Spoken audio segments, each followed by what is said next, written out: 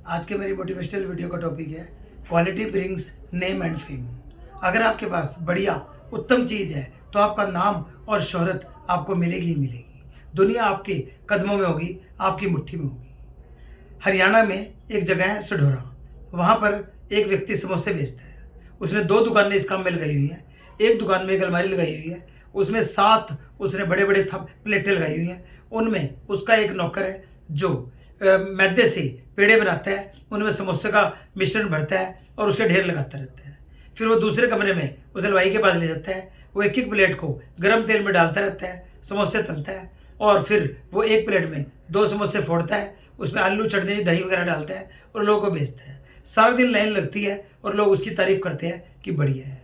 अगर क्वालिटी अच्छी है तो नाम भी मिलेगा और पैसा भी कमाएंगे। इसी तरह महाराष्ट्र के बॉम्बे में एक टिफ़िन सर्विस है, उसका नाम है डिब्बा वाला। 5 लाख से भी ज़्यादा लोग उससे टिफ़िन रोज़ लेते हैं और वो अपनी क्वालिटी को कभी डाउन नहीं होने देता। और बेचने वाले सब एक ही ड्रेस में आते हैं और बड़े तमीज़ से वो खाना गरम गरम सही समय पर देखे जाते हैं। एक बार बम्बई में ट्रेनों की हड़ताल होगी क्योंकि उसकी रसोइयाँ कई जगह हैं और ट्रेनों के थ्रू सप्लाई होती थी। उस व्यक्ति ने अपनी क्वालिटी को मेंटेन करने के लिए और टाइम पे लोगों को खाना देने के लिए टैक्सियों का प्रबंध किया। लाखों रुपए खर्च के उसने सभी को गर्म खाना उस दिन पहुंचाया, जबकि उस दिन उसे प्रॉफिट नहीं हुआ, लाखों रुपए का लॉस हुआ, लेकिन उसने अपना सिस्टम को मेंटेन रखा। आज भी वो लाखों रुपए हर महीने कमा रहे हैं। क्वालिटी मेंटेन करके आप कुछ भी कर सकते हैं। इस तरह गुजरात में एक वकील है ननंद पालकी वाला, अब उनकी मृत्यु हो चुकी है। वो इतना बढ़िया वकील था कि ज़िंदगी में कभी कोई केस ही नहीं आ रहा।